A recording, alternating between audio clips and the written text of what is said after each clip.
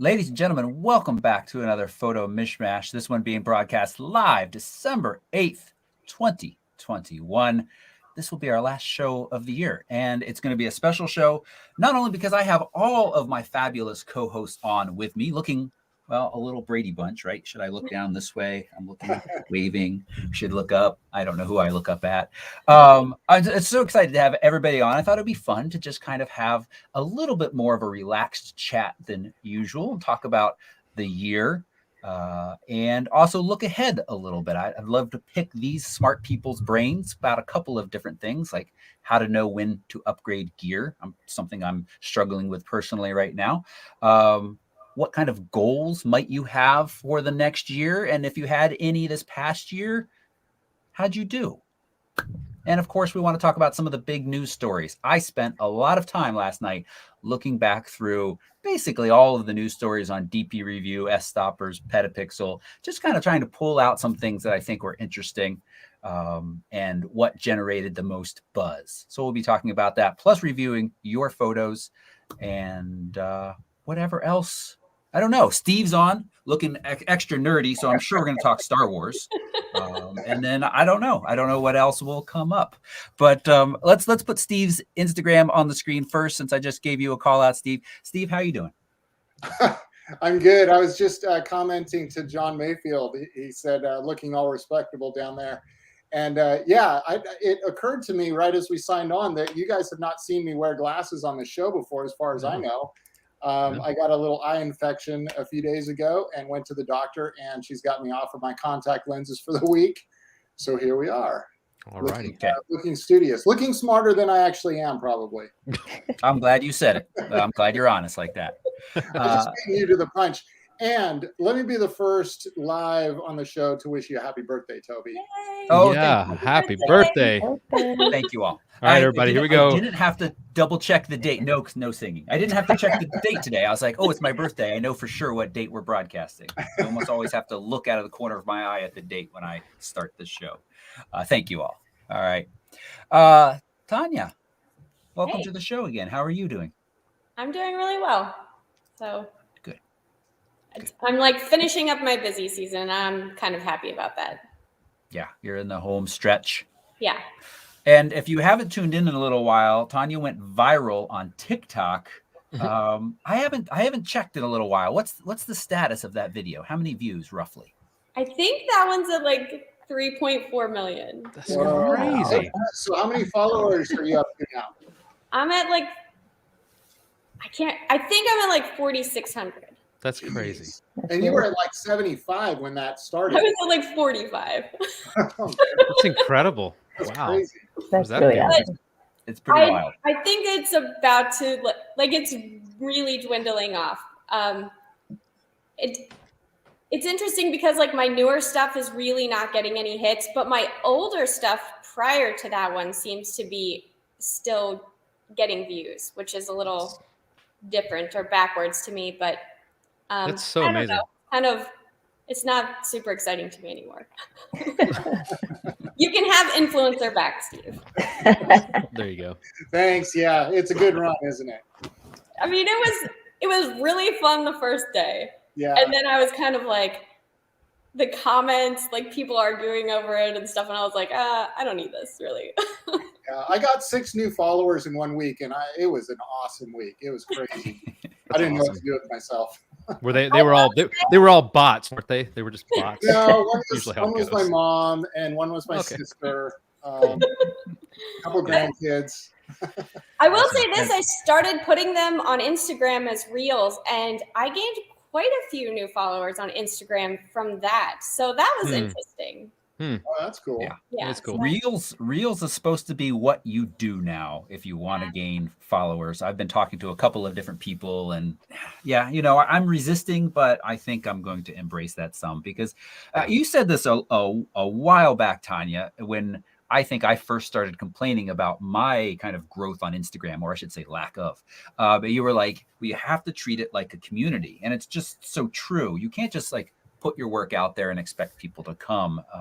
And Instagram, TikTok seems to be a little different, but it is about kind of interacting with people and just having people feel like they're part of a community with you, or that you're part of their community, and some incentive for interaction.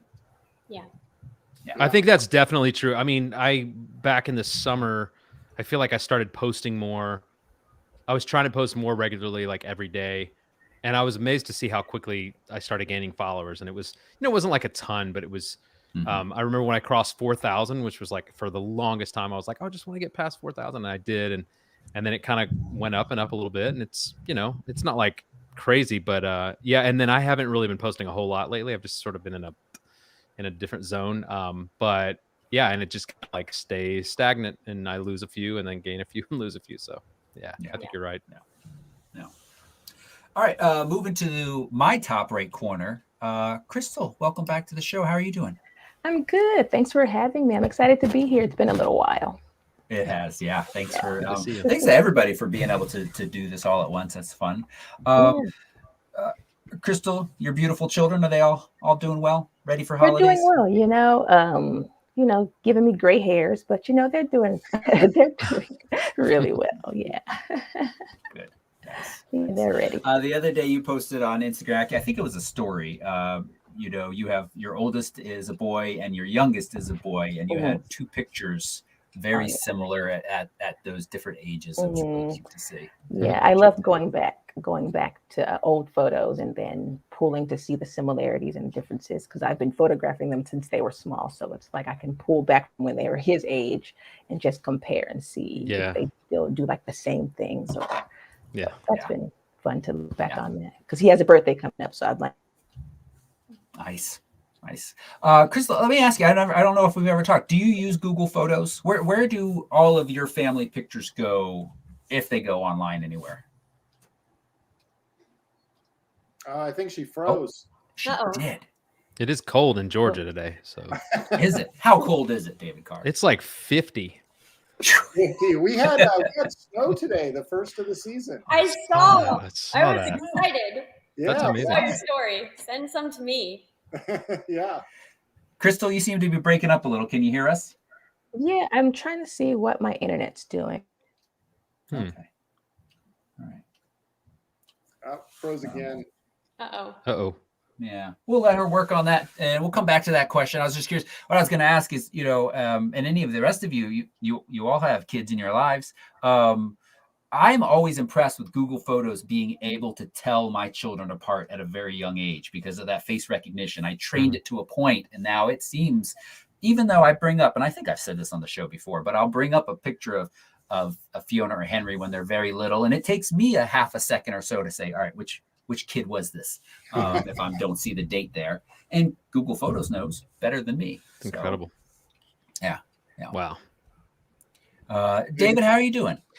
I'm good, man. I've been burning it at both ends. I've been so busy with which is great. I've been busy with a lot of work, a lot of just jobs here and there, a lot of variety in jobs. I did Santa photos all last week for Jackson Healthcare, which it's my 4th year in a row doing that, and it's always fun and exhausting, but mostly fun. And so I did that, and then I've got several shoots this week and a couple next week, and so yeah, it feels good to be working. I love that, and I don't take it for granted, because I know that those slow seasons are still coming. But I'm well, and good. It's good. I'm curious about the Santa workflow. Do the folks who have their picture taken, do they walk away with pictures from this event?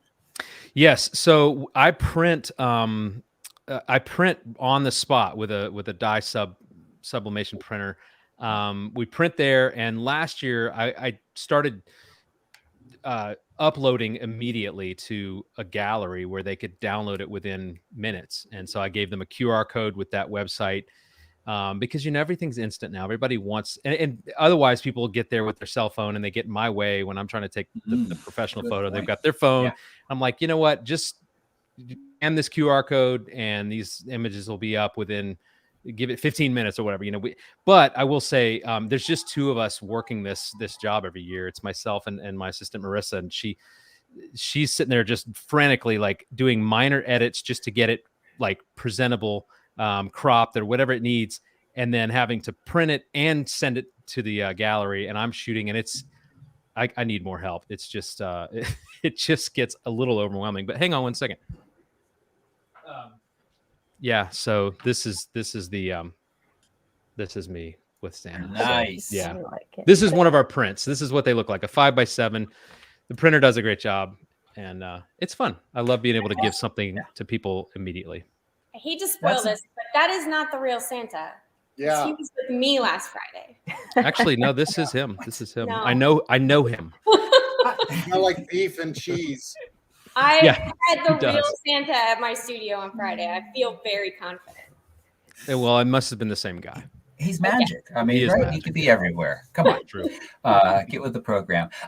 David, this is a video I think I would be interested in hearing more about, either for Penn audience or Yeah. just on your channel, or if you want to talk about it more on here. I'd love to know that kind of the details of that workflow and getting them online so fast. That's really impressive.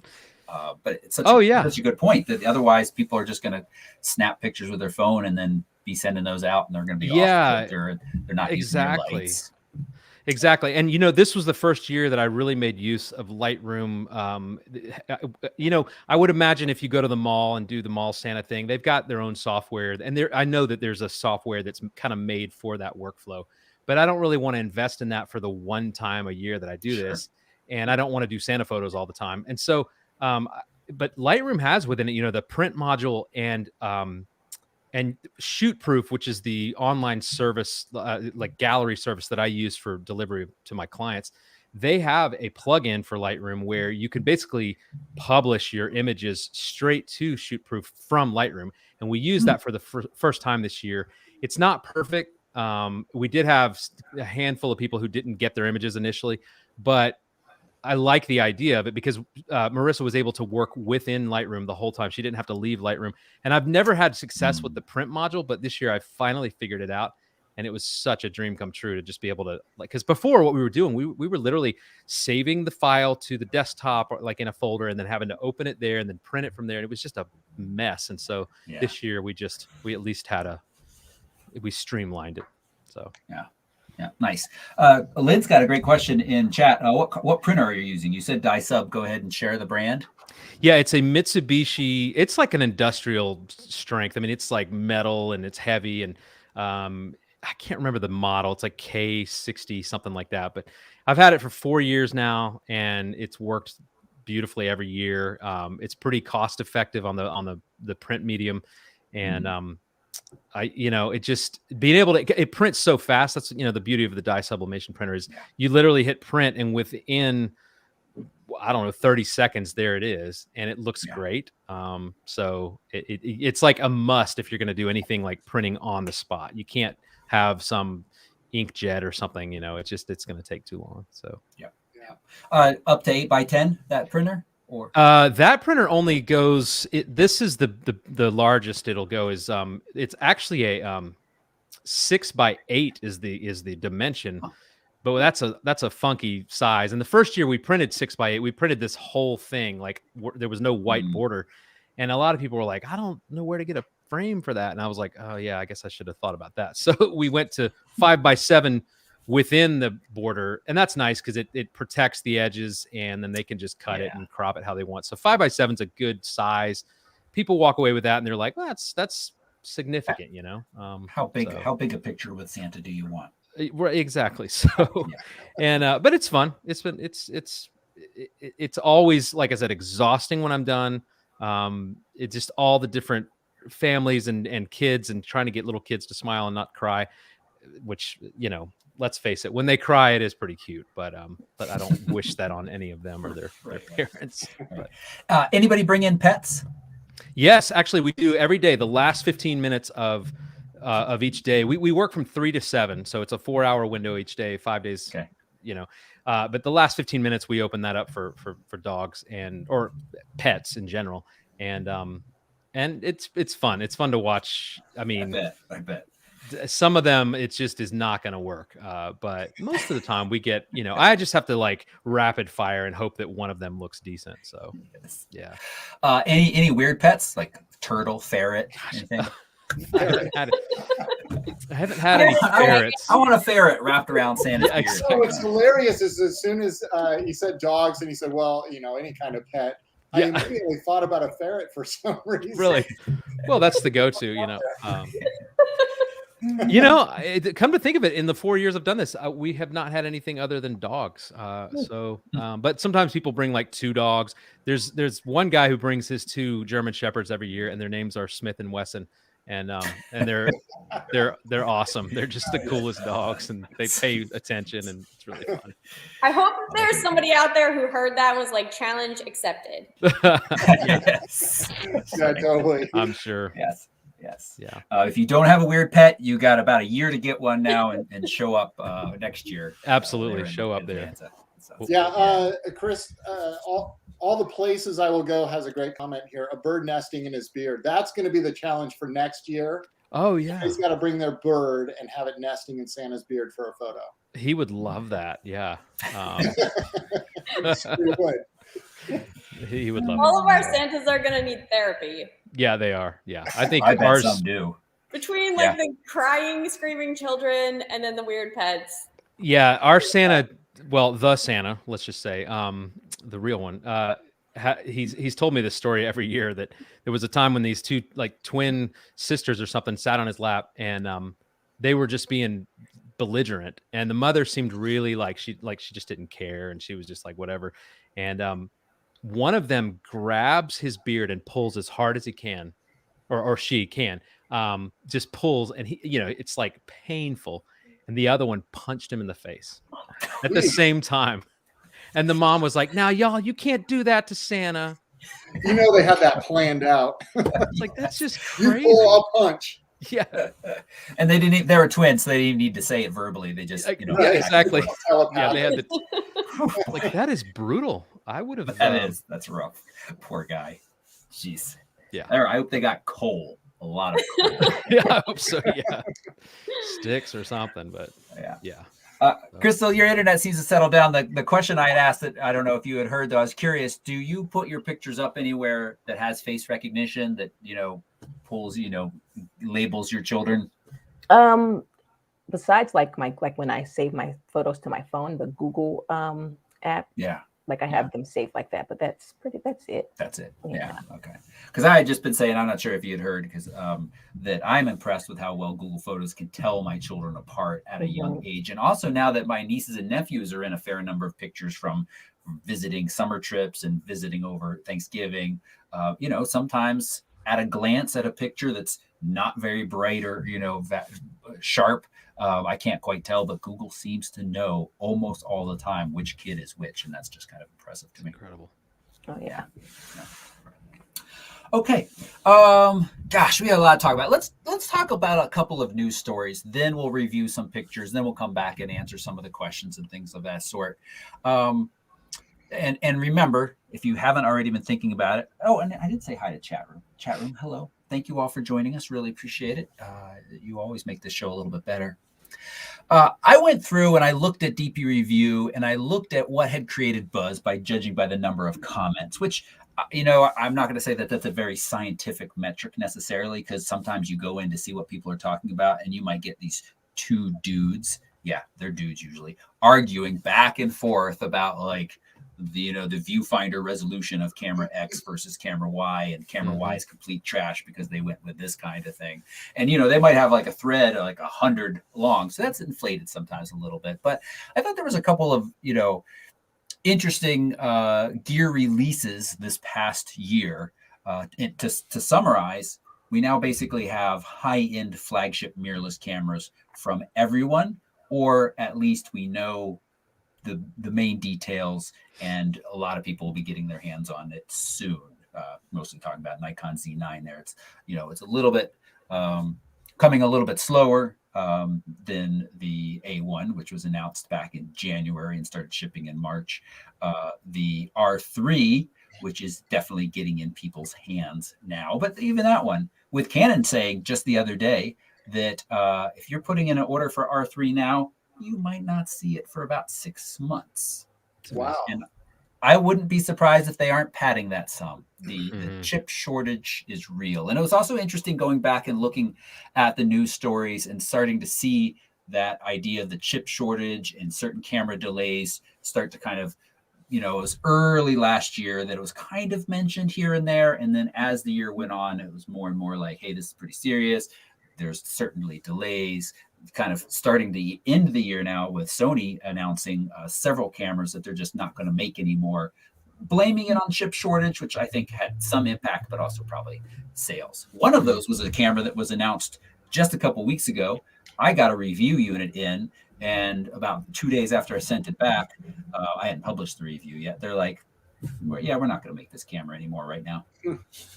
That's the ZV-E10. I think it was Z. I don't even remember. It is a camera that I wasn't terribly excited about reviewing. To me, it's not really that interesting.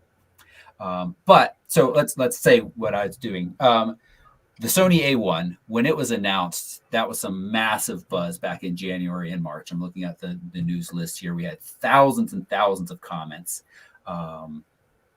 And that was a big deal.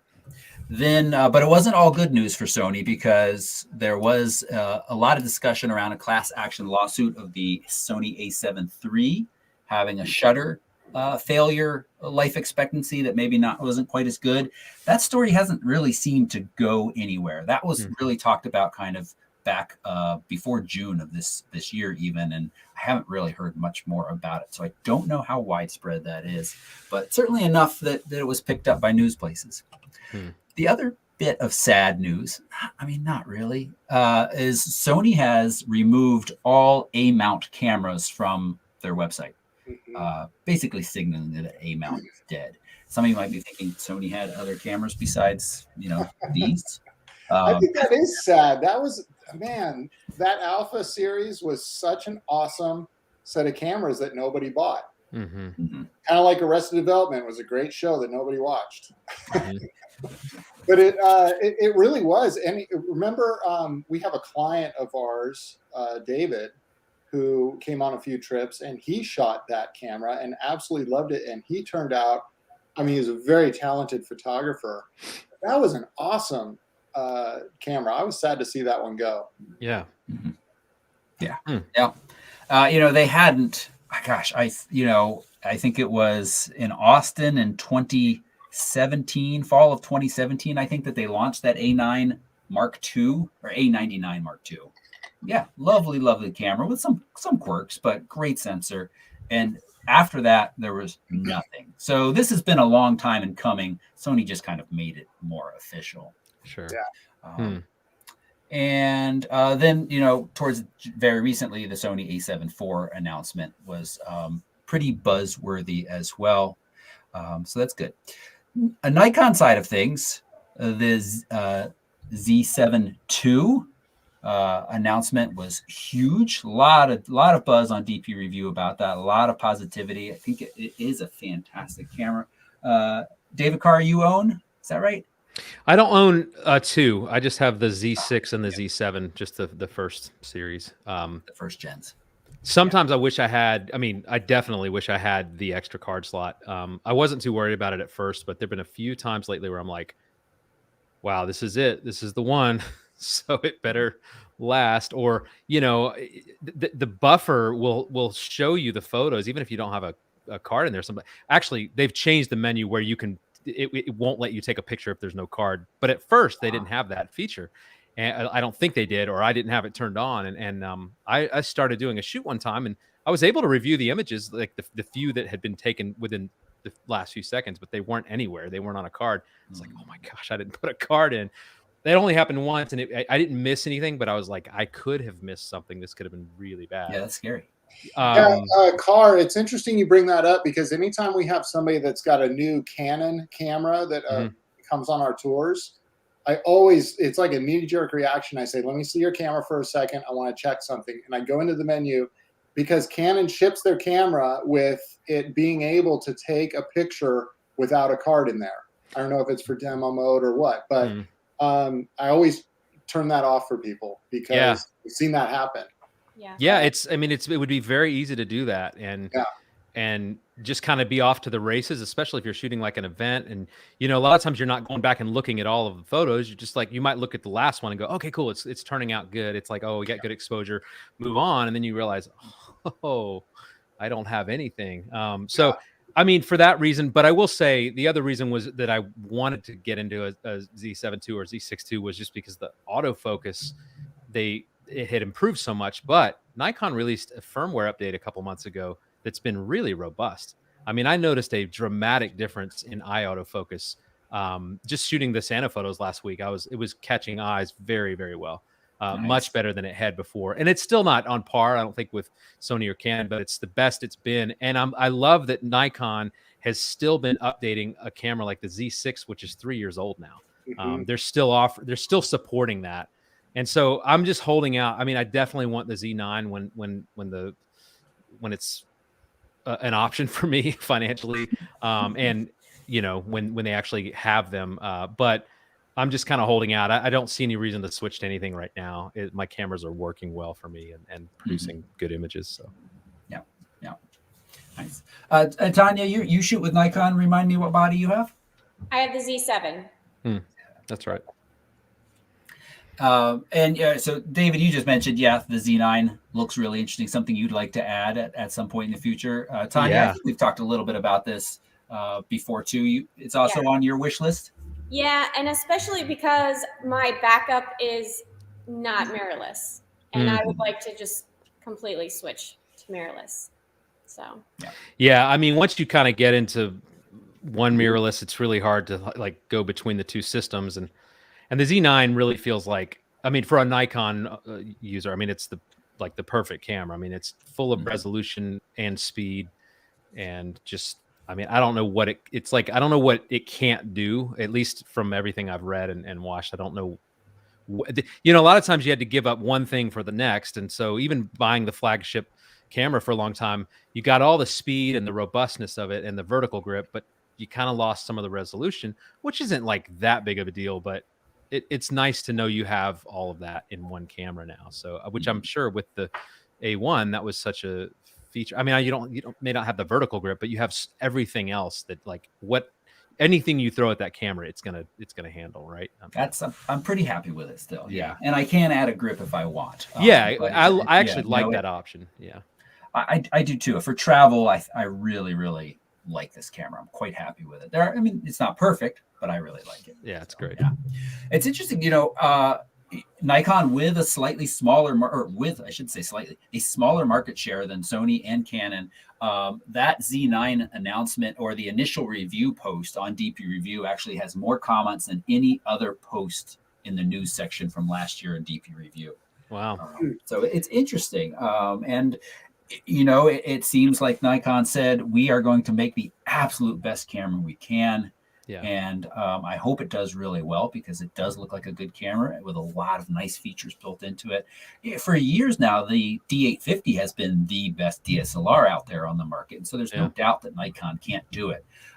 But, you know, it's tough. It's tough for them with that slightly smaller market share. And I think they've been bleeding to both Sony and sometimes Canon lately. Yeah, I think so. And Sony it was so smart to, I mean, when they got into the camera world, it, you know, pretty much just started out as a mirrorless offering. And so I think these like legacy companies that are having to, they've had to navigate this switch to a whole new platform and new lenses and new mounts and all this. And it's just like very hard, because I was hanging out with a photographer friend of mine last week who he was like the photographer for the Atlanta Falcons for the last couple of years. And he's done some really big stuff. Nikon shooter, but he's still all F mount, like DSLR. He's not in mirrorless. He's like, I'm just not ready to go there. And I'm like, I mean, obviously you're doing just fine without him, but it's like Nikon's looking at someone like him going like, how do we get him to switch, you know? And so they had to release something like monumental. And I think the Z9 was, I mean, I think it's just them putting all their chips on the table and saying like, this is it. This is the gamble. And I'm super excited about it. And, you know, apparently the orders have been off the charts. Like that's what I've heard. It's just like the most pre-orders they've ever seen for a camera. So I'm stoked about it. Yeah. So nice. And I am also stoked about this, which I got for my birthday. So Yeah, there we go. Very nice. What is that, SX70 or something? No chip shortage here, man. There is no chip in it. How do I? Can we? It doesn't Floppy, even there have you a. go. Yeah. Oh, So for those who aren't familiar, this is the Polaroid SX70. This thing is as old as I am, so it's like 28 years old. Oh, sorry, 47 years old. Made in the 70s, and this thing was legendary when it came out. It folds up like this, and then you grab this, and it pops open.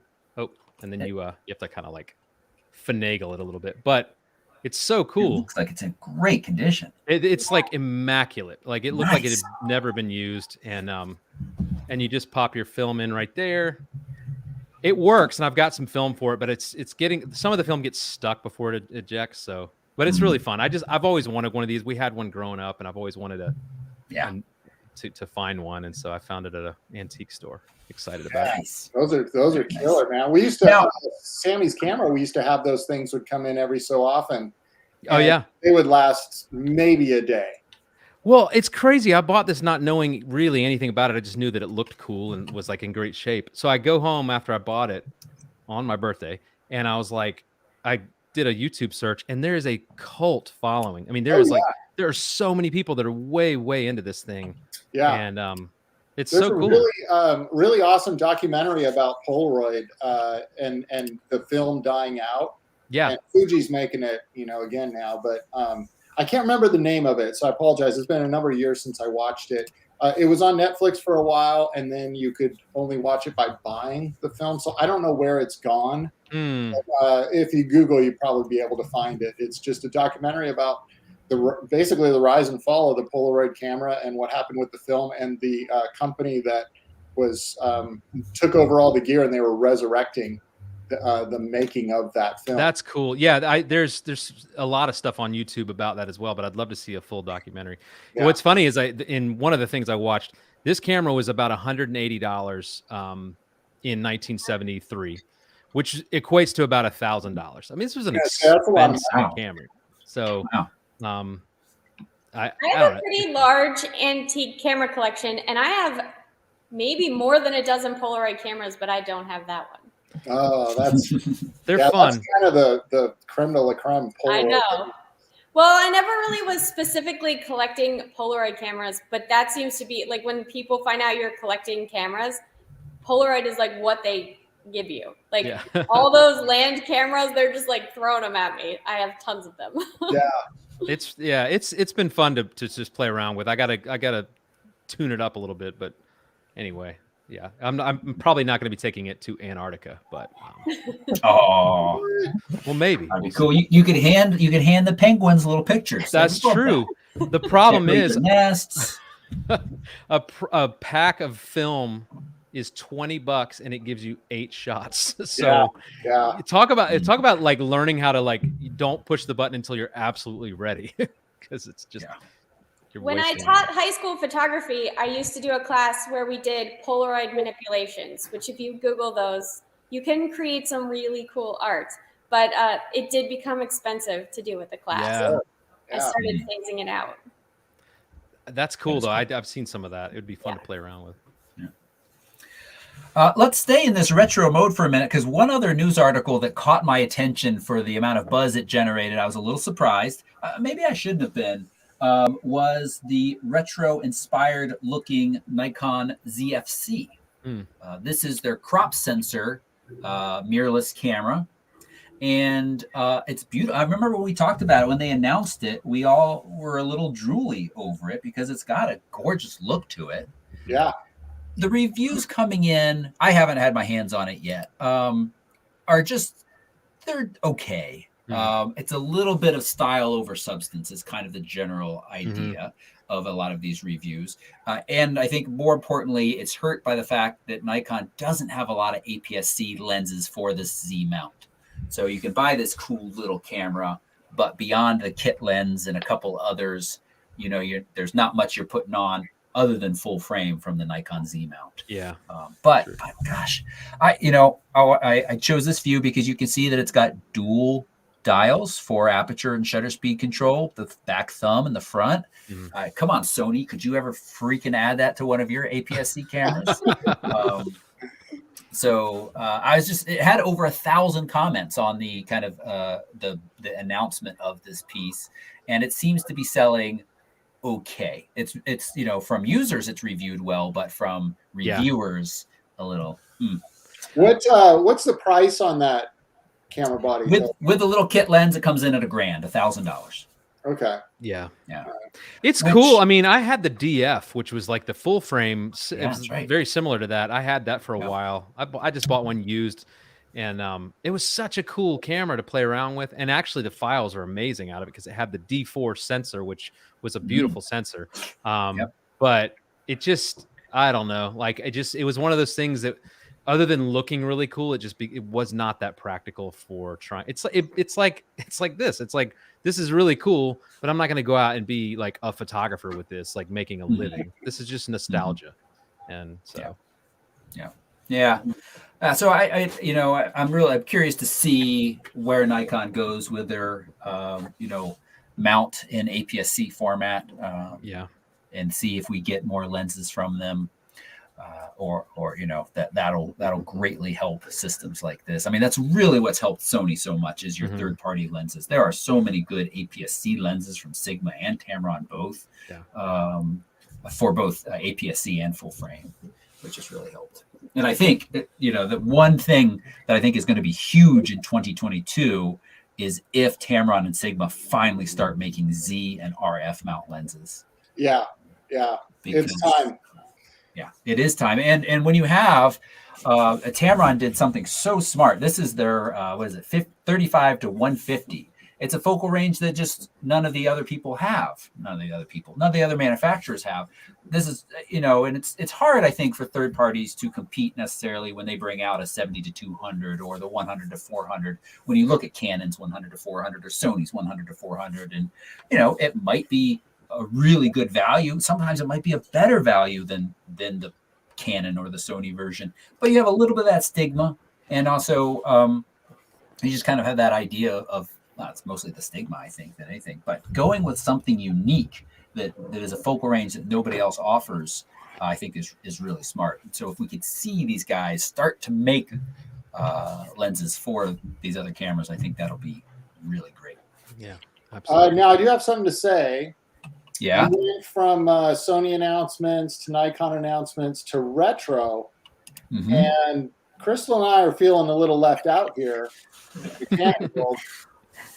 Yeah, I had nothing to say about those other two.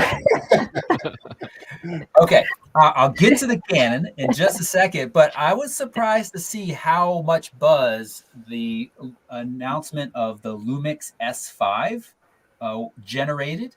And its actual review. Both were fairly significant. And I find that surprising because I never see one in the wild, ever. Is that like a YouTuber's kind of camera or a vlogging camera?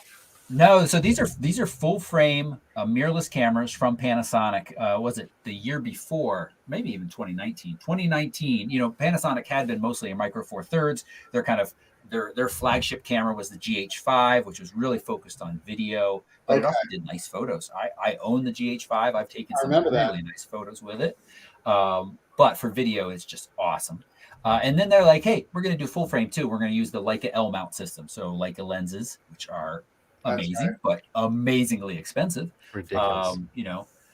And I reviewed their first one, the S1R.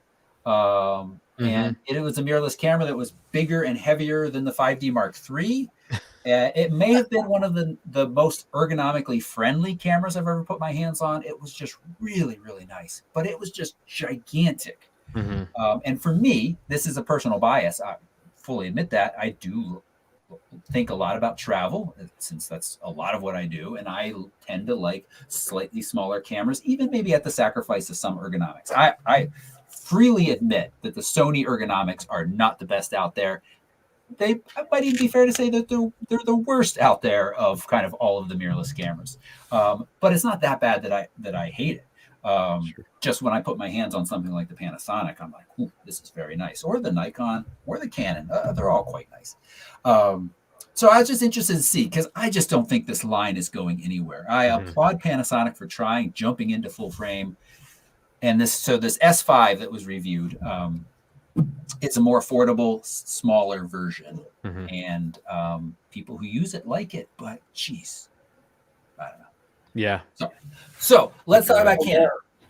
The Canon R3, which I said at the beginning of this discussion, if anybody was paying careful attention, you could correct me, because I said now all of the mirrorless, or all of the big manufacturers, have their flagship mirrorless out.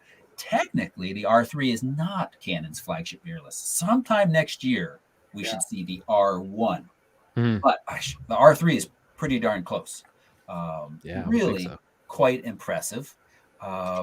And definitely generated a lot of buzz, but nowhere near the level, surprisingly, for me, as the Nikon or the Sony. And I'm not quite sure why. Krystal, is this camera on your wish list anytime soon, the R3? No, only because I just got the R5 last year, and I don't upgrade so frequently, and I'm just the mom tog, so I don't really need all that extra like capability that camera has. I'm very satisfied with the R5, and it'll last me a while. So yeah, I kind of see that R3. It's replacing the 1DX shooters, really. And that was never me. I had no interest in that camera, other than some wildlife. There's times when we'd be out in Tanzania or something, I wish I had a 1DX that I was shooting. Did your picture frame fall back there? The dog is sniffing around, so sorry, Eric. Keep going. Is that picture frame you're always hawking on YouTube that people need to buy? They just fall over. No, it's actually my YouTube play button. It almost slid off the shelf. Okay. But anyway, yeah, the R3, it's an impressive camera, no question about that. But I saw it as, if you're a 1DX shooter and you want to go mirrorless, that's the one that you get. Canon has always kind of been that way. I think this R1 that's coming out, if that was its DSLR equivalent, was like the 5DS and 5DSR, I might have a lot of interest in that if it's a super high-end digital stills camera. But I picked up the R5 this last year, and man, it is awesome. I'm super happy with that camera. It's great. I do miss my 5D Mark IV though. I use that thing. I used their DSLRs for so many years. It's just like an old friend, so it was hard to give up. But that R5 is super impressive. Yeah, I had to keep my Mark IV because I love it so much. So I was like, I just have to keep that on hand. Krystal, in hindsight, I actually kind of wish I did that. I sold my 5D Mark IV, my 5D Mark III, and 2 or 3 lenses, which was almost as much as getting the R5. So financially, it really made a lot of sense to do that. But I do miss shooting the 5D Mark IV. It was just, I could pick it up. I'd used it so long, and it was so similar to the Mark III that I'd used for so many years prior that I wouldn't even have to look at anything. I knew exactly where the buttons were and how to work it. So still working through that on the R5. Yeah, that's cool. Krystal, let me ask you, so you're going back and forth. How do you find the viewfinder experience going back and forth from optical to EVF? So for me, I never really used the viewfinder even before on the. I've always used the live view. So but I do like the R5, the viewfinder. I mean, when you do look through it, you know the difference, and it's very nice to have. So yeah. Interesting. I find, I'm not going back to optical viewfinders too often these days, but when I was kind of bridging that gap, I find that I'd mess up more often than not because I would not be paying as careful attention to the exposure meter. Whereas, relying on kind of the feedback of what the whole scene looks like in the electronic viewfinder versus the optical. Yeah. I did go through that when I first got the R5. Yeah, sure. All right, a couple other stories just hit real quick. Let's see. Fuji had a pretty big year, releasing the most affordable medium format mirrorless ever with their GFX 50S 2. And the GFX 100S came out this year as well. Not the most affordable, but very nice. Did very, very well. And the other bit of sad news this year was at the very beginning of the year, Olympus basically confirmed that they were selling their digital camera to this Japanese conglomerate. I can't remember what JIP, I think, is the name of the company. I don't remember what that stands for.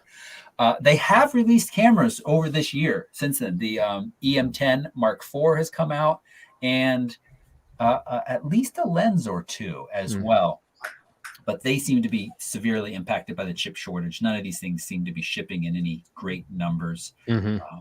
And the way pipelines work, I think these cameras were in the planning and, last stages of being built, last year and then getting released this year.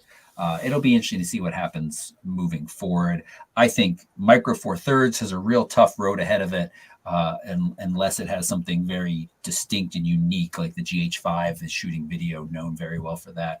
I even think APS-C is going to kind of struggle, as some of these mirrorless cameras have really come down in price.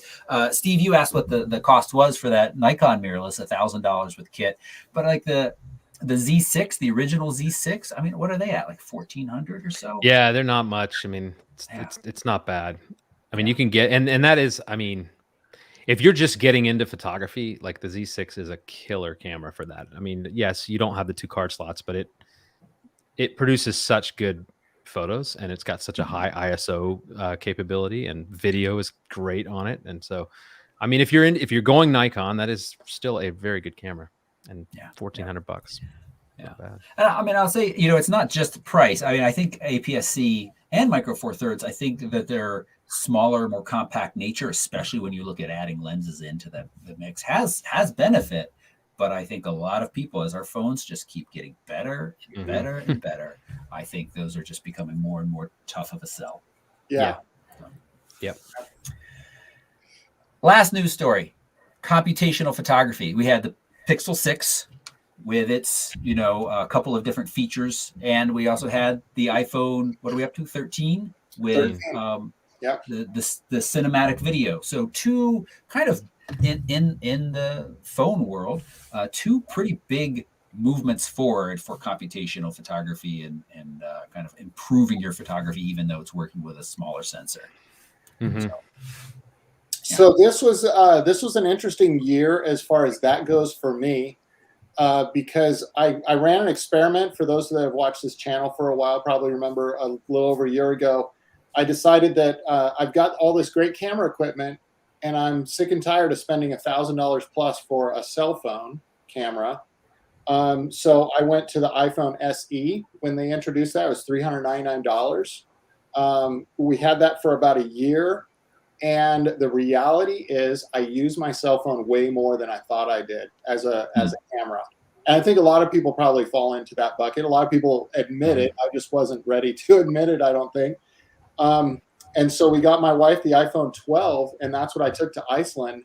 And I was taking pictures with it. I was like, man, it's nice to have a good camera in your cell phone.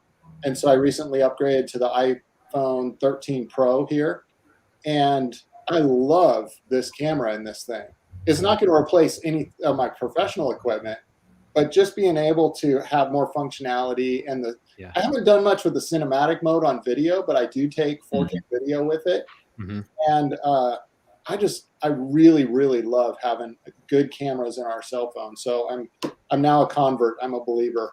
That was a fair sort of, I don't know if assumptions were, but basically your train of thought was understandable though. I mean, because we do have all this incredible equipment with big sensors and big lenses, and then like you're gonna put all this stock in your phone, but it's almost like, I mean, I use my phone all the time. I'm not using it for professional work necessarily, but I'm using it for reference and for, it replaces so many situations where, it replaces situations like if I'm on vacation or something, and I don't necessarily need to have my big fancy camera for that shot of just, us just hanging out at the beach or something.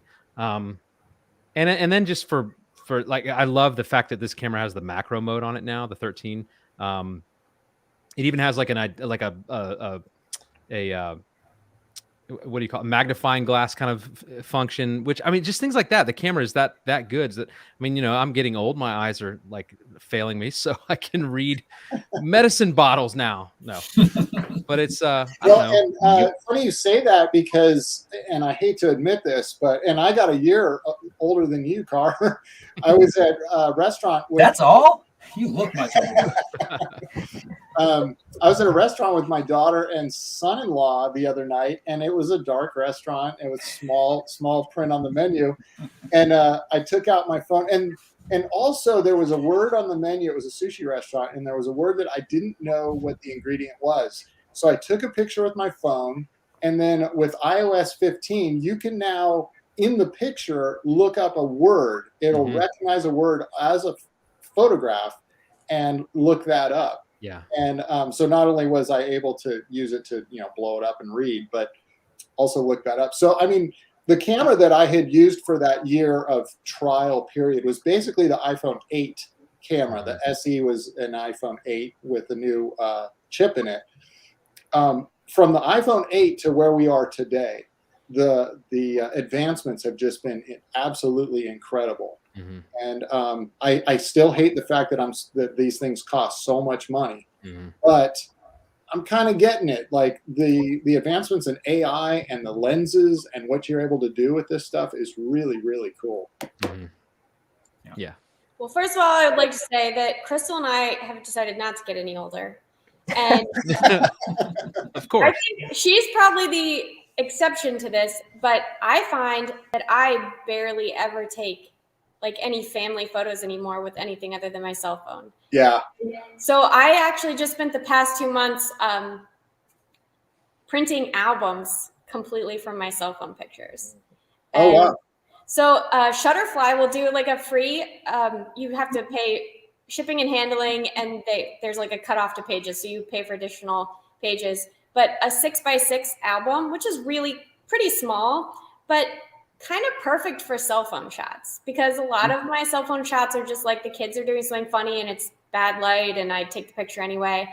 And nobody's ever going to look at that again if I don't print it. So I just ordered like a whole bunch of little albums, and they're cute and they don't take up a ton of room in my house. Sure. But that's like something I want to be really intentional about is printing my cell phone pictures, even if they're not amazing, because those are the family memories now. Yeah. Good point. So, And yeah, Chris, was anybody else going to say anything? No.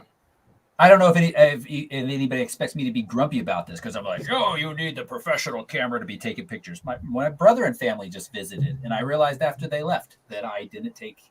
That's not true. We went out one morning, did what touristy. I brought my camera with me, mostly because I'm testing a new lens. But otherwise, all the pictures were on my phone. And at the end of the trip, I took our little family picture on my phone. And I took it, selfie style. And I'm at the edge of the frame. I look like a bloated. I mean, yes, it was after Thanksgiving. So I was a little bloated, but not as bad as I look. And my first thought when I looked at it was like, why didn't I put my phone on a tripod? Not why didn't I get out my real camera and put it on a tripod? Why didn't I put my phone on a tripod? Yeah. And I support whatever method you need to make it as easy and seamless as possible to create memories and then share those memories with anybody around you. Absolutely. And the phones are doing a fine job. Absolutely. Yep. One of my favorite Tuesday tips that I wrote, I never really got much feedback on it one way or the other, was how to kind of set up your TV, your frames that I'm always trying to push, Steve, your smart home device screens, your computer monitor and wallpaper to use pictures from different sources like your phone and stuff like that. I love, I have Amazon. I have an Amazon Fire Stick. And Amazon makes it really easy to select a folder of photos to be the screensaver when the TV gets left on, when you argue about what you're going to watch, and then somebody gets up to go to the bathroom, and then the TV's still on in 5 minutes starts running. And while my family was here, I put together a quick album of like pictures from their past visits, and that was on the screen for everybody to kind of enjoy just haphazardly, and I really like that. So the phones just make it easy. I use the default Fire Stick thing, and everybody comes over and says, "Did you take that picture, Steve?" I said, "No." What about that one? Still no. No, but I would like to say the pen members who go to the places that they use those shots from, they take better shots than what are coming up on my Amazon Fire Stick. So yeah, get your pictures on there. Nice. I just made an executive decision because I didn't check in with any of you about time, but we're going to skip image reviewing today. So if you send a picture in, I'm so sorry about that. I'll come back to that soon. Let's switch gears and talk a little bit about photo goals. Did you have any? Do you have any for this next year? And I'll go first, so I'll give you a little bit more time to think if you haven't been thinking about this. I think probably my biggest goal over this past year was to be a lot more thorough and keeping my catalog clean, organized, and neat. And really trying to just trash the ones that really aren't good pictures. Why am I keeping them around? And I'd say I mostly accomplished that. It's definitely the best it's ever been. I feel like at certain times over this past year, I've been a little hard on myself saying, gosh, you have this whole folder. Like, for instance, the Glacier National Park trip from the summer, this summer, I never have really thoroughly gone back through that trip because some other trip happened shortly after, and then another trip, and kind of got back. But other than that, I've done a pretty good job of staying on top of rating and ranking and keywording. General keywording, nothing too specific in that. And I'm happy with that. And I think I've put into place some workflows that have become habitual that will help me do that moving forward. For me, moving forward, 2022, I really want to focus more on editing. I think that is a weaker spot for me. And that might seem funny to say since I'm doing Lightroom tutorials and things like that, but I think there's a lot more improvement that I can do in my editing. I think pictures can be pushed a little bit further than I have been and look good as a result. So it's a little nebulous, but I think I was thinking this today I'd like to watch some other people edit pictures more than I have been. And, just to kind of see, to get a feeling of how are they, what are they doing? Who can I learn from, and what are they doing? So that's good. That's where I am. Who else has something to share? I'll go. Go ahead, Tonya. I mean, it's Krystal. Sorry. My goal this year was, so I don't know if y'all know, but I do 365 projects. And so I try to take one picture a day, at least one picture a day, and I usually overshoot. So my goal was to make albums from the past couple years, because I kind of lost track.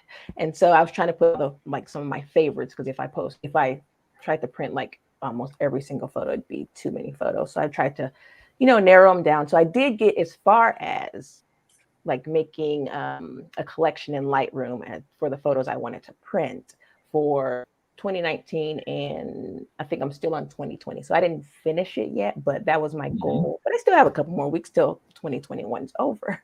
So I could still meet that deadline, but that was my goal. So because I have a couple coupons to get a couple books, so I might as well just take advantage. So that was my goal. Those are great. So Those are great motivators. Yeah. So I'm on the track to almost finishing that. But yeah, for 2022, I really thought about it. I love to, so on Instagram, like last year, I was really into like showing like my process for editing and all that type of stuff. And I kind of lost track of that this year. So I wanted to maybe dabble in like giving like mini tutorials or something like that. I'm still thinking about it, but sometimes I have imposter syndrome and like, do people really want to know like how I do certain things? But that's probably my goal for next year, though, to try to maybe do a little side teaching or something like that. So. Oh man, we should, Krystal, we should have you as a guest teacher on some pen tutorials. Yeah, that'd be awesome. Yeah, that would be great. Cool. That would be cool. Krystal, I'm curious, with your albums, do you have a rough estimate? How many pictures is a year's worth of pictures for you that you're going to put in an album? So I think where I left off, I think I narrowed it down to between 2 and 300 out of like 1,000. So I've done good by narrowing them down. Yeah. So Okay. yeah. It's tough. We're going to talk about, don't let me forget, we're going to talk about our favorite photo of the year too.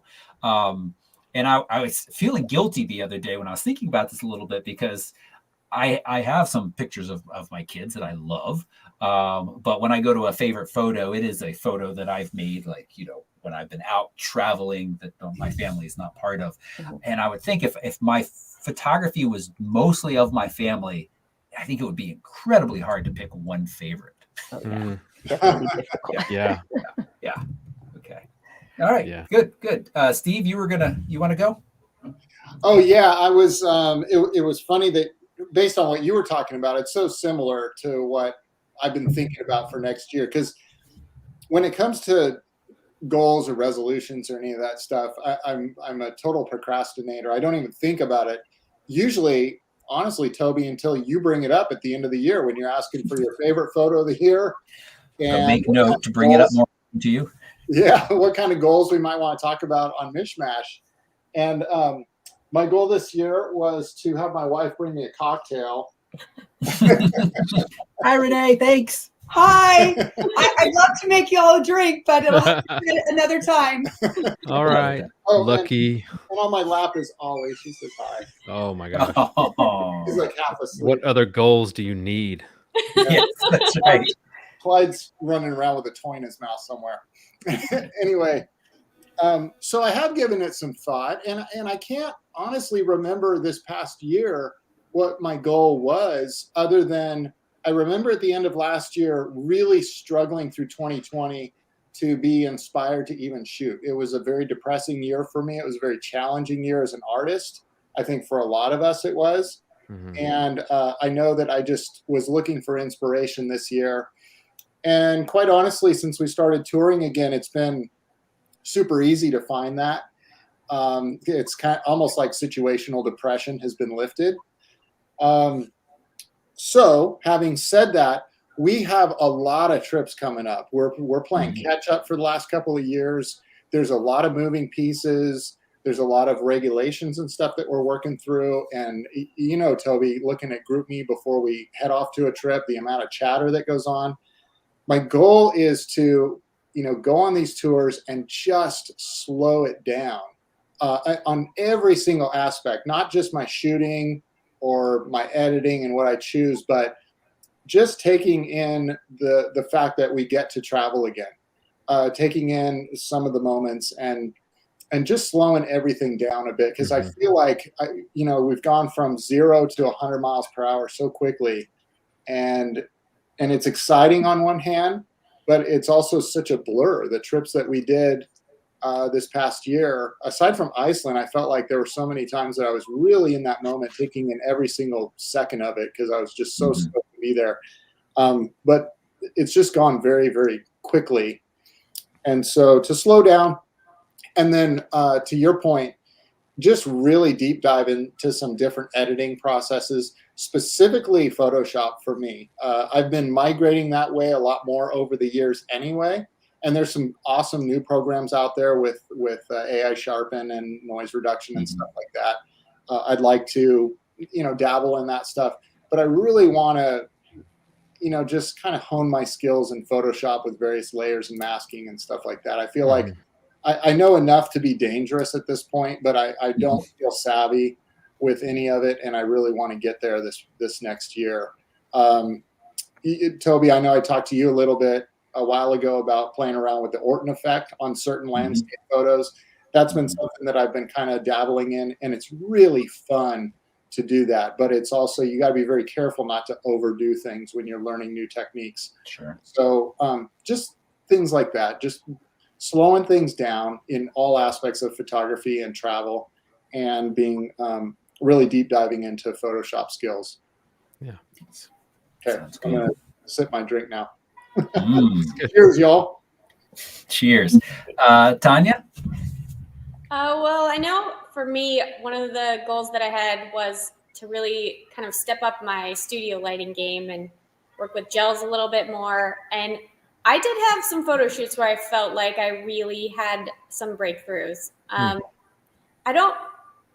This was a really transitional year for my personal life. So I did not worry too much about goals.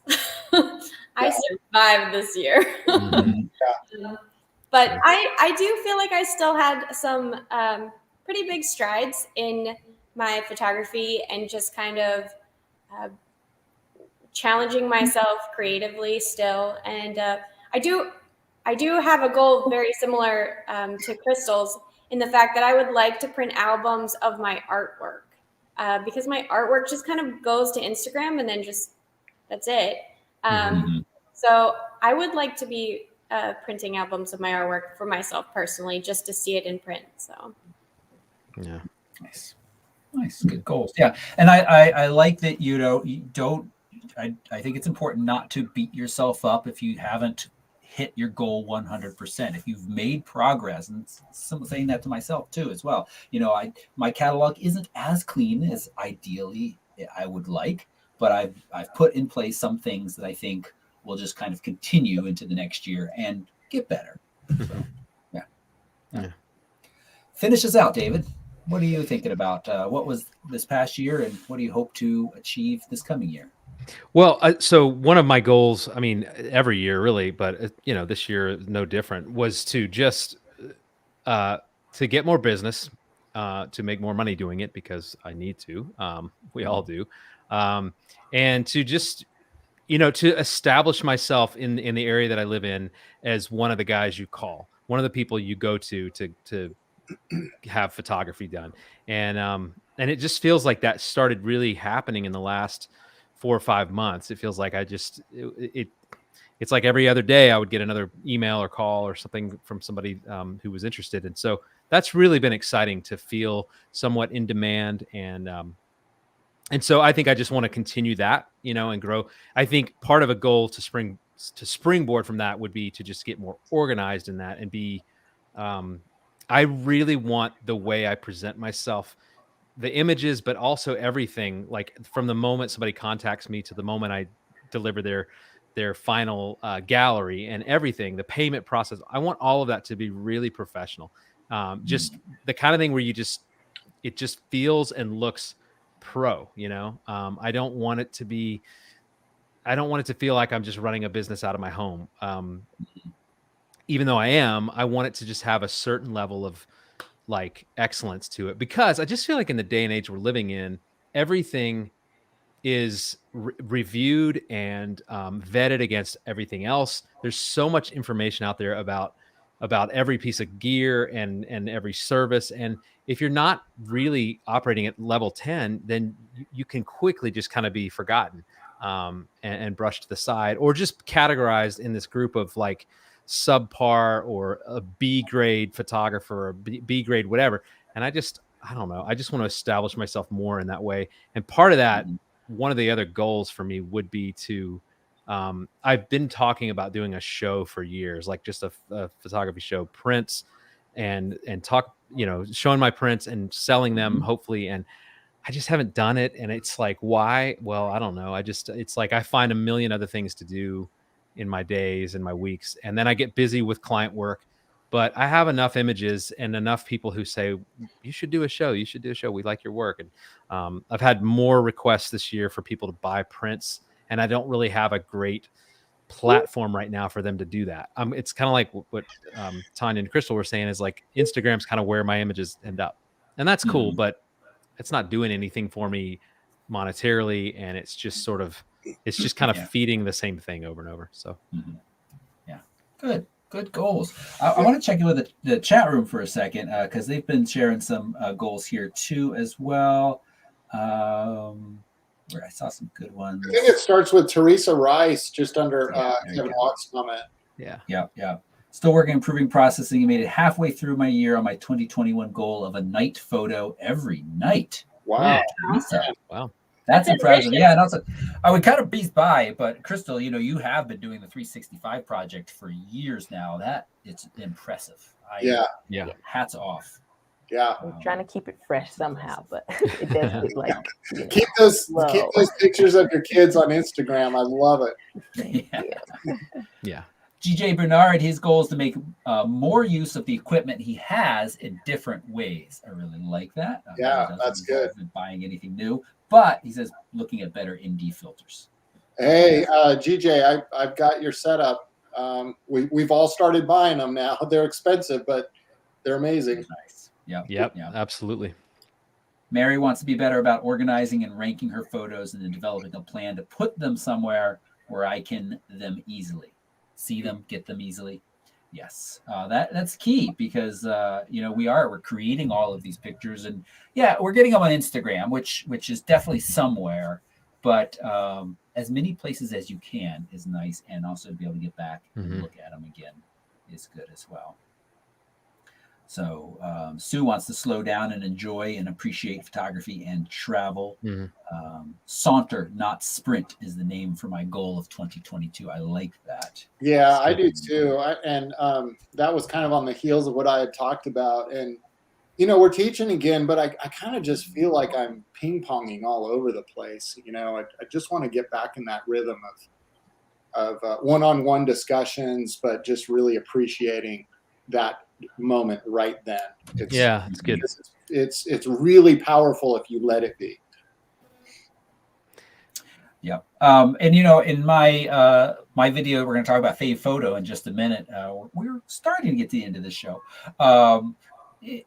I shared 3 tips for better photos next year, and one of them is being patient. I know sometimes for us on trips this applies, and when you're traveling on your own, you often want to try to see as much as possible, especially if you've flown a long distance to some place, to then like sit in one spot for 4 hours when there's like this cool temple or that cool jungle walk or this or that, but it's just quality over quantity.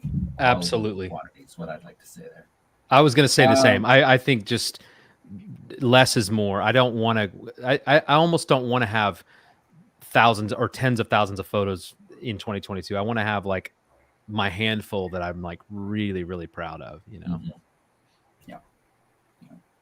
Kevin Walk wants to see a couple of people he knows edit some pictures. Yep. Sounds good. And I think, yes, we got through the goals that I'd seen so far in the chat there. I do think it's so important to watch other people's workflow. Like I watched your workflow tutorial and I picked up a couple of things that I'll incorporate into mine. Like I always think it's funny.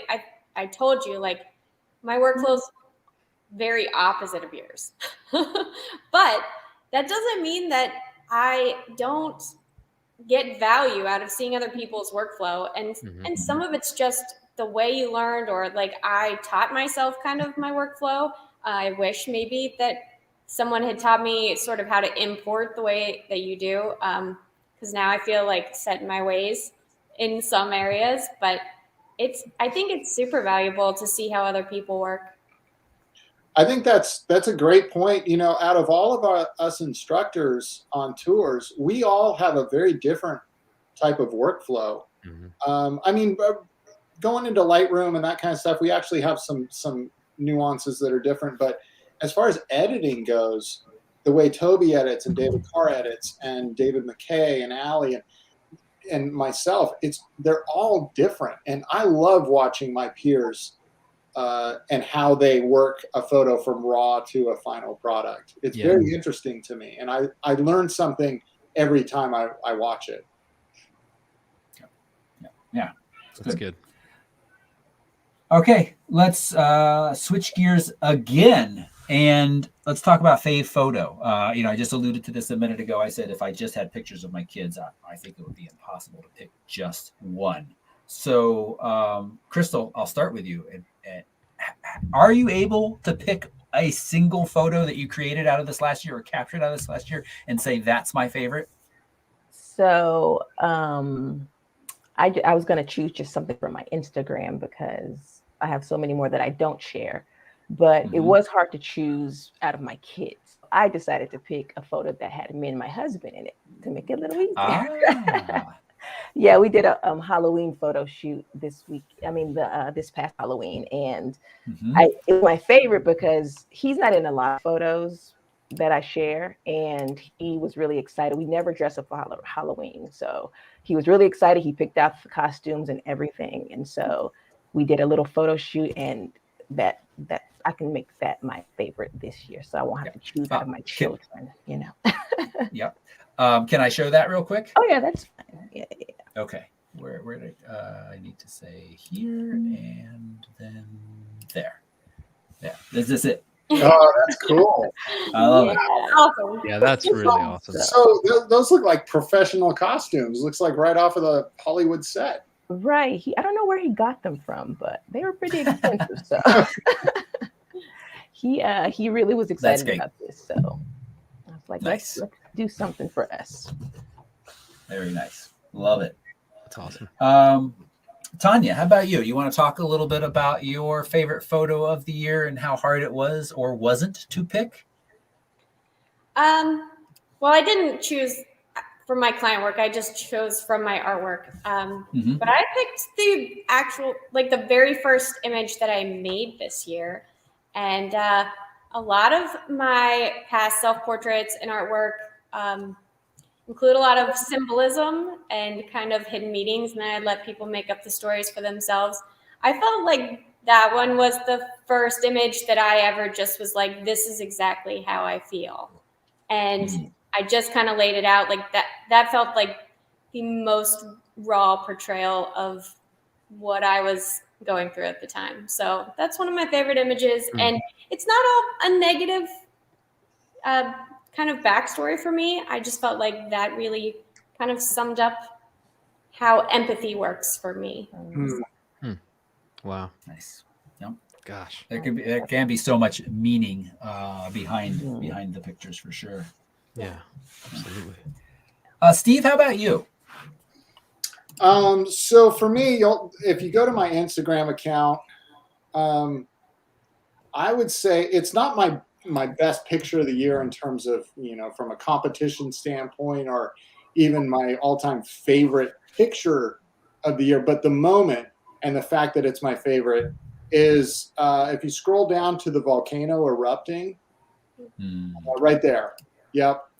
So, and the reason I choose this is this was a moment. Some of you may have heard about this. I can't remember if Toby and I talked about it on the show, but he and I, at the end of the tour, the main Iceland tour or the total tour had ended, and we had heard that the volcano was erupting again. It was active, and earlier in the tour we had gone to shoot it and it was dormant. But we hired a taxi driver who took us out there at I don't know, 7 or 8 o'clock at night, and we were out till 11 o'clock. But pitch dark, 50-mile-per-hour wind gusts, crazy hiking. I think we did 5 miles or something, and really straight uphill, absolutely soaked in sleet and stuff. Just the whole experience of getting to this point, and Toby and I were huddled behind this wall of rocks.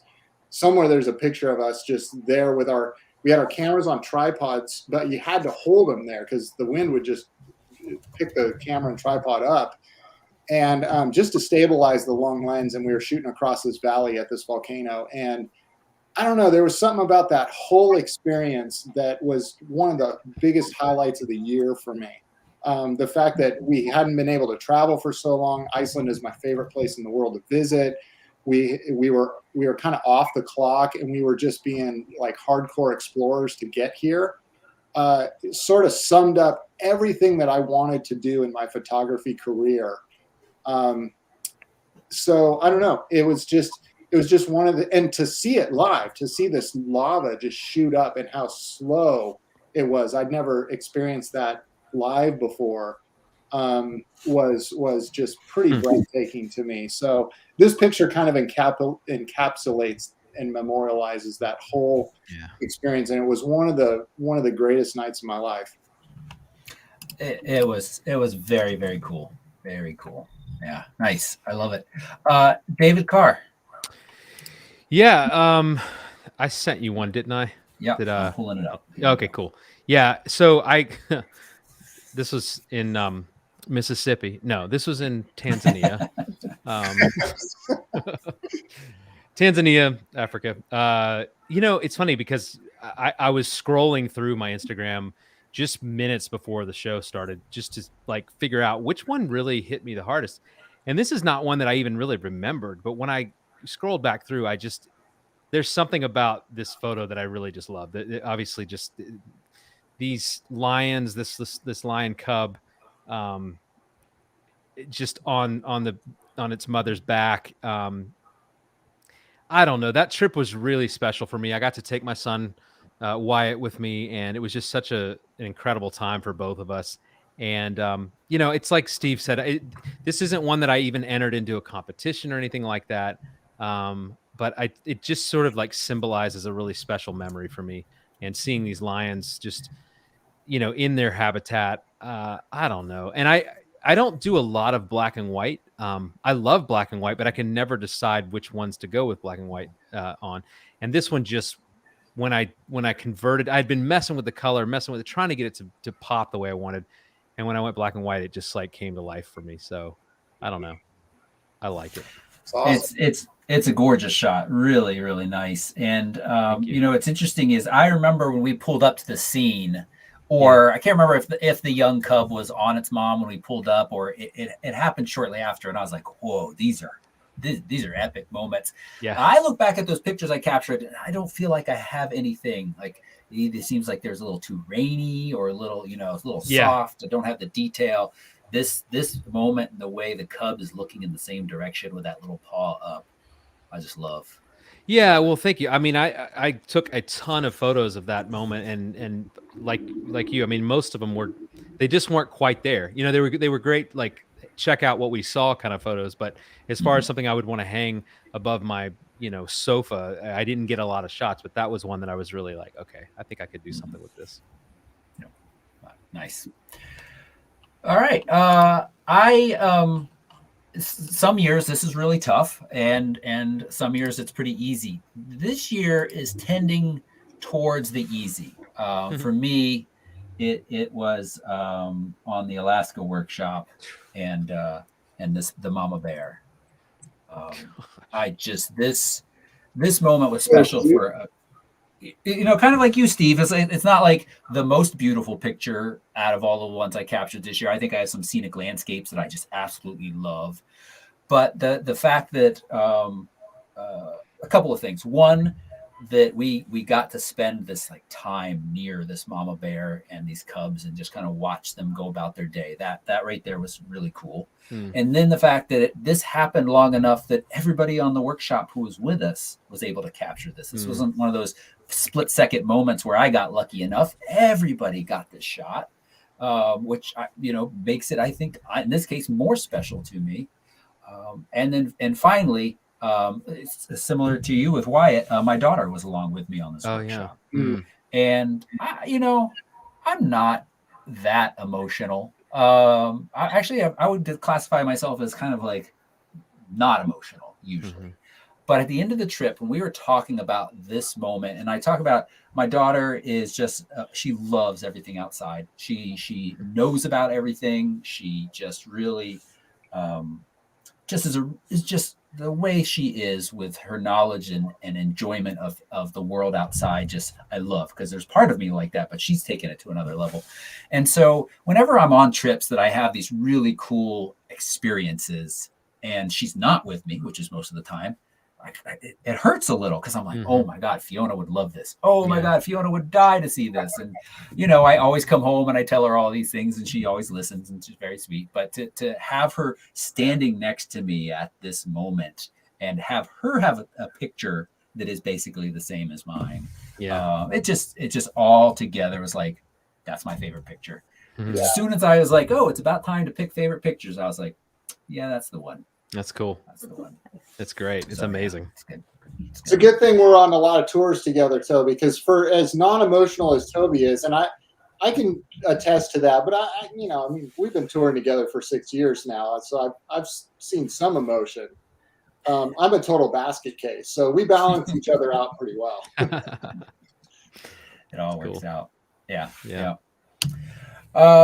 I love this. So again, all of you, I hope, will put your favorite photo in the Dropbox folder so that it's part of the slideshow. Tonya has already. I'm not sure if any of the rest of you have. I don't know if I've seen. I didn't get a chance to yet. If you want, of course, it's up to you whether you participate. But anybody watching, please take some time. I love this activity not only for you to relive your year, but also to kind of look critically at all of the pictures you've captured and think about it. I think it's just a really nice reflective exercise. I think this is the 8th year in a row we've done it, maybe 9th, maybe 8th. It's been a while, and every year I just absolutely love creating this slideshow and then seeing everybody's work and just put it online. So drop them in there. Photorec.tv/slideshow gives you all of the list of the requirements. And I think that people think we just shared some really nice photos.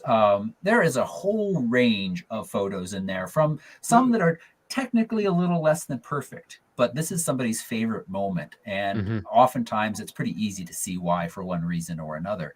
And so it does not have to be some technically perfect, pristine landscape or pristine moment captured. If it's your favorite moment, it's your favorite moment. Sure. And so please submit it. I'd love to see it as part of the slideshow. Yeah. I was going to ask that question about upgrading, but I don't feel like it. I don't know. We'll talk about that some other time. I think we're done. I think that is all I wanted to talk about. Oh, I guess we could, with this channel, we talk about gear a little. Is there, David, you mentioned probably picking up the Z9 at some point down the road. Is there anybody else that really has their eye on a new piece of gear or hopes? Is there something missing that you hope appears next year in 2022 that you'll snatch up? Daniel Stark has a comment. He says, my goal, finding my last camera backpack. I kind of... it'll never be your last. Yeah, that's the thing. Like, it'll never be your last. No. But there is a new backpack that came out that I really have my eye on, and I want that to be in my kit. But I don't know. I'm going to actually fill out an application to be an ambassador for this company, but I fully expect to be declined. So I might have to fork out the money for it. I'm curious. I'm so curious. Well, it's f-stop. I've had my eye on f-stop for years. Yeah. And I kind of hate to say that because I've been using Think Tank for a lot of years. I mean, gosh, 6 years or something. And but I've used the same pack now for 5 years, five of those 6 years, and it's great. I know where everything goes. I know how to pack it. It's lightweight. It's very functional and stuff. But it's just not very exciting to me. And f-stop has a new pack out that I just think is awesome. So anyway, that's as far as camera gear goes, that's probably going to be my first goal. I upgraded my tripod this year, so I'm good there. My camera gear, I'm fine. But who knows? Or maybe I'll buy a drone that I'll never fly. I bought a new one for my birthday. Look at this cute little thing. I thought you already met that goal this year, Steve. What's that? I thought you already met that goal. Yeah, I met that goal big time last year, or maybe it was the year before. I can't remember. Wow. You could do one of those videos of like 20 years from now where they like unbox something that was made 20 years ago, like for the first time. Exactly. I've got the Mavic Air 2. It's going to be like it's going to be like David Carr's Polaroid. Yeah, exactly. It's going to be never flown condition vintage. Never flown. I'm going to attach this to a drone. Oh, dude, let's partner up. I'll come down to Atlanta. Yeah, and we can attach that to my drone and go out and satisfy 2 goals. Getting this red button pushed is going to be the challenge. From 200 feet. We actually have a good question, a quick, easy question. Daniel Stark is asking which indies. It's the Case Wolverine magnetic system. Daniel, on my channel, I just did a review that included those along with Nissi and who else? The Hoyt, the back of the lens filter. So you can go watch that. The Case are very, very good. Just Kyle has a great question, and we got a couple people on here that I think can offer some guidance. He had a print inquiry this week. Thoughts and guidance on best practices for selling prints to customers. I assume markup over cost will vary by photographer. Anybody want to tackle that? I don't want to talk numbers specifically because I've got my own sort of formula for that. I can talk one off on it. But I use Bay Photo Lab for everything, and I have since high school. I grew up in Santa Cruz, California, and they were my lab that I always used, and they are still the best around. They're amazing. And by the way, they'll do drop shipments to your client in unmarked packaging for a very nominal fee. But they're the best by far. And if something's wrong, they'll fix it. Yeah, they're great. I'm actually going to be switching completely to Bay Photo Labs. They now partner with Zenfolio, which I use for my client galleries. And so I've been kind of printing with Bay Photo for all of my personal things, and then using a lab that connected with my online galleries. And now I can completely switch over. So I'm excited about that because I like Bay Photo. Yeah. I prefer them. It's good. I think a rule of thumb, 2 times your cost is an easy place to start. Yeah, I mean, I think that's fair. It depends on what size, because that can, if they're asking for a very large size, even 2 times the cost can get that print cost pretty high, or what you would charge your client. So you have to kind of judge that. But I think that's about fair. The other way to do it is take the time to say what would be my hourly rate, and think about what it took you to capture this, the editing, factor in some of the gear costs, and then arrive at something, that's going to give you an estimate as well. Simpler math, though, is 2 times the cost to kind of start out with. I think that's wise. I feel like there's a lot of times in photography, I'll have people who speak into it that are like, oh, you should charge $3,000 for that print. And it'll be like, just like a little print. And I'm like, I'm probably not going to charge $3,000 for this print. I'm not like a name that has demanded that. I'm also not going to just give it away. I think you have to kind of just use some common sense about like, what would that be worth to me if I saw that and I liked this photo from a photographer that I respect. They don't have to be a big name, but it's just somebody else. Like, what would I pay? And but a lot of times I hear people, you get these kind of like very marketing driven, business minded people that try to tell you to just way overcharge for everything. And I'm like, yeah, good luck. I mean, you're probably not going to sell it. Doesn't mean you won't. You can, but you got to just sort of use some common sense, I guess. Yeah. Sounds good. Sounds good. All right. I think that brings us to the end of this show. So thank you. Thank you all. Thank you, chat room. Let's go through real quick and just remind people you can follow Krystal at Krystal Weir Photography on Instagram to see her gorgeous children and her fun Halloween costumes, and whatever else she's posting. Krystal, do you post? I haven't looked carefully. Do you post to Instagram every single day? Is that part of your 365 project? So when I first started, I did do that, but then I started getting burnout on Instagram. So I just kind of every other day. Sure. I do want to give a quick shout out to Krystal and Tonya. David Carr, you may fall into this, but I can't remember. I think you were joining us on Mish Mash last year. Yeah, I know you were, right? But you guys, thanks for joining us this year. It's been really fun over the last few years to just have more and more people be able to participate in this, and you guys have been great. It's been absolutely, and it's awesome to have all of us on the line right now.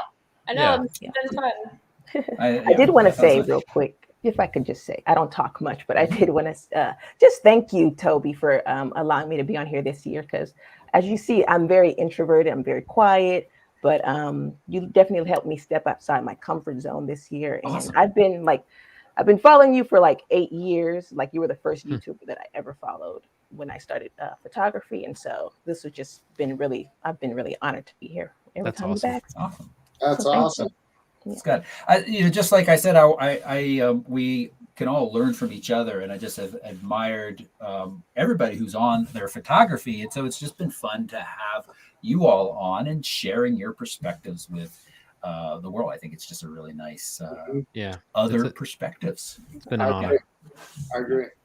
What else is? Oh, I know what that reminded me. Is this show's never actually going to end. We had our guest co-host a couple months ago, Lindsay Wasson.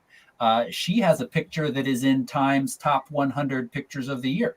Wow. Kind of That's summarize awesome. the picture. Let me pull it up real quick because I have it. That's linked here, I awesome. think. Oh, sorry, it's the Atlantic's photos, top 25 news photos of the year. Honestly, quite a few of them are depressing, as you might think. So we're not going to take the time to go through them. But it's this one right here.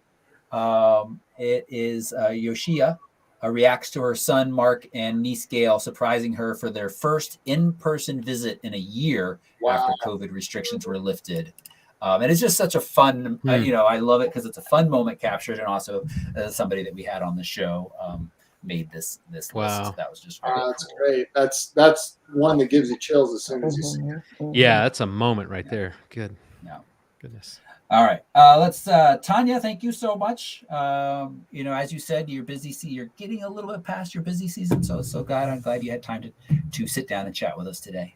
Yeah, I love this. This is so fun for me. And I actually think I might have kind of connected with your channel through the end of your slideshow one year, a few years back.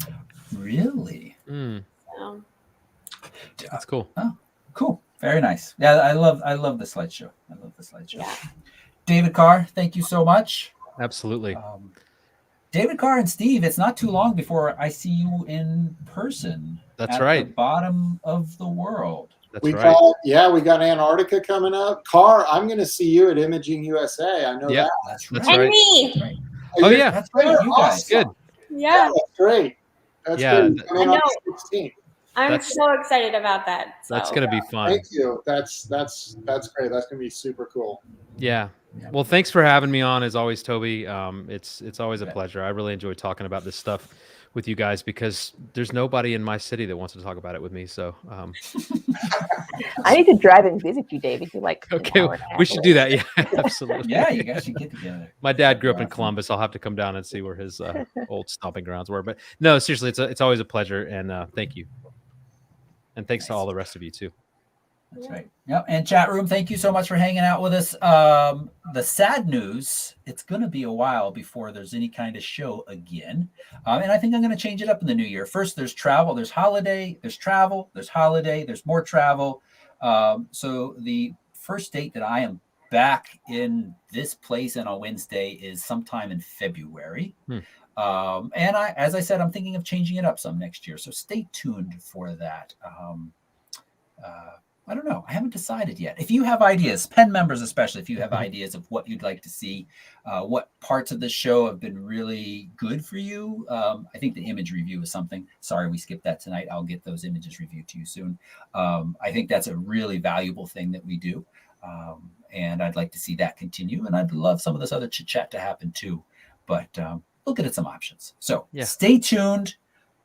Everybody have a wonderful holiday. Happy New Year. It's a little weird to say that because we're a full month away, but I won't see you before then, chat room. So bye-bye, everybody. Thanks so much. Bye. Thank Bye. you. See you again soon.